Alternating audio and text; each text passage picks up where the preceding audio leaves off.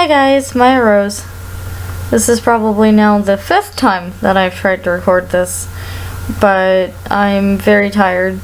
I really wanted to get something up before midnight, so I decided to read you a little bit of a story that I'm working on called the Ataria complex.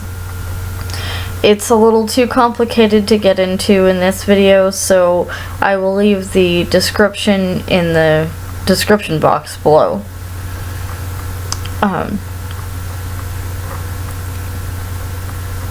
So here we go. Forgive me, Derek began quietly.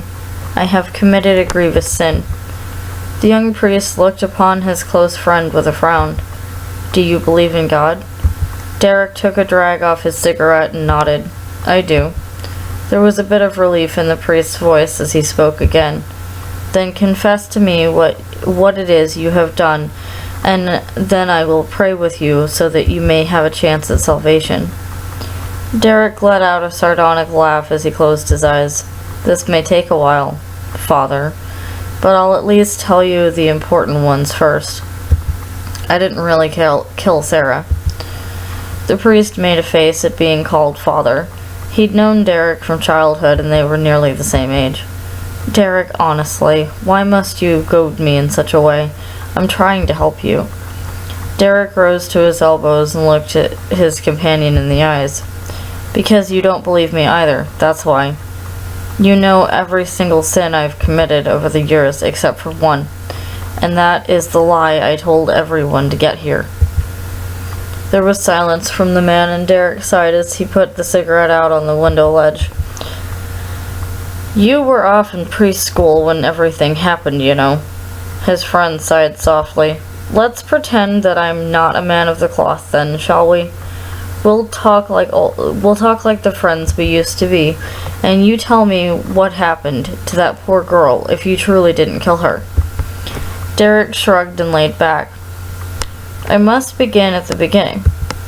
The priest nodded, closing his Bible and leaning forward to listen. There is no better place to start, my son.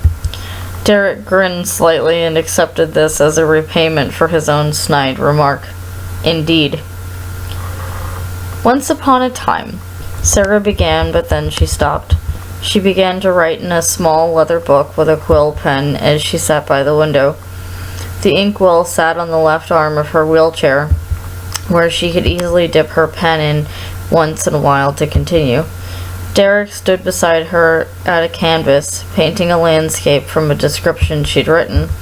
Sounds interesting, he teased as he looked down at her a moment.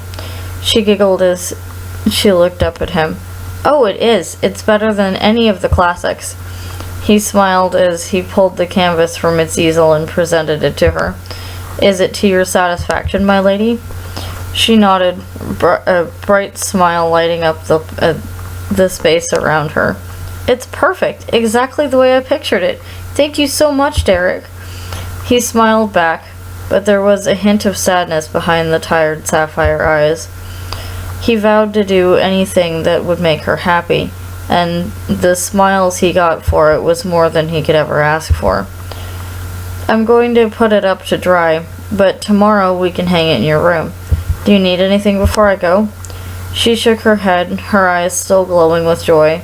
He kissed her forehead and left to do as he said. Out in the hall, their father stood with his arms crossed, and there was a look of anger on the age-worn face. Why must you humor her, Derek? The young man was silent as he stepped past the man and entered his own room. It will never go anywhere. Why must you humor her? Derek's voice was spiteful as he spoke once he returned. She's 12 years old, Father, and I know you were away when we were told, but the doctor said she only has 3 months left. Why shouldn't I humor a dying child? Should she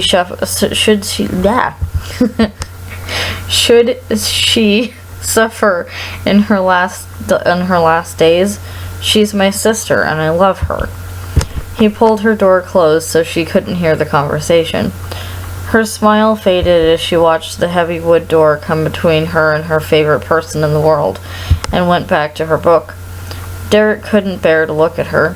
He turned to look back at his father, and before he could speak, the older man was speaking. "It'll never go anywhere." He closed his eyes, leaning against the door with his arms crossed. Even at 17, he was very well built. He kept his hair at mid-back, the way his mother had asked him to keep it shortly before she died. That was when his bond with his younger sister had grown unbreakable. Does it matter?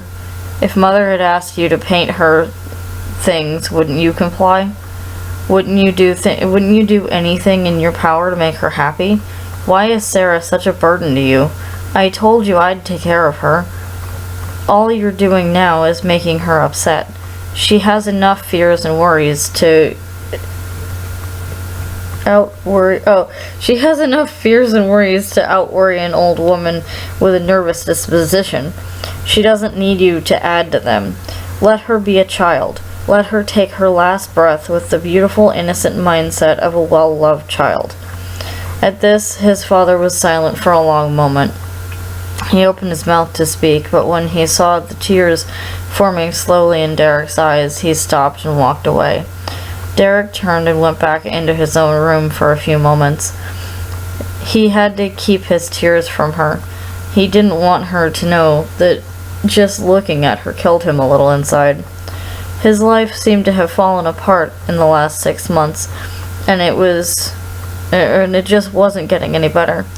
His best friend went to Rome to study at the Vatican in his quest for priesthood. His sister had fallen dangerously ill shortly after, and all the doctors knew was that she was going to die. Every time they came to examine her, they said it was progressing faster, though they never had any idea what might be killing her so quickly. Their mother had the same symptoms before her death 2 years before. It had the earmarks of starlight fever, but the doctors swore on their lives that it was not that, or any other known fever. When he'd managed to stop his tears, he went back to sit with her. "Derek," she questioned softly as he entered. He smiled a little and put up the ink and quill she'd abandoned on the window ledge, and pulled her over to the couch so they could sit together. He carefully lifted her from the wheelchair and set her on the couch first before sitting beside her. "Yes?" He was rather afraid of any questions she might ask. She was very intelligent for someone of her age, and her illness had turned her cheery, carefree demeanor into a quiet and sometimes sullen person. While she still maintained her childish imagination, the frown she wore most often when their father was around was beginning to wear wrinkles into her face. "Am I much of a burden?" Derek sighed deeply and held her close. "Not at all. Father just..." She looked up into his eyes. "I'm not his blood. When Mother died, he hated me because I was not his." He frowned and kissed her forehead. "I don't care. You're my sister, no matter what. I was there when you were born, and I held you, and I helped to care for you, and I've loved you as my blood from the second I laid eyes on you. So it doesn't matter what Father thinks. You're important to me, and I'll do anything to make you happy." And I think that's probably where I'm gonna leave off for now.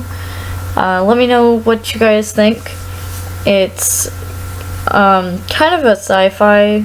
I know it doesn't sound like it started off that way, but it starts off kind of in the 1800s. Like I said, I'll leave a description below, and it's one of those stories that I've been working on for like probably close to 15 years. Anyway, so I think that will be it for my video, and I am probably off to bed.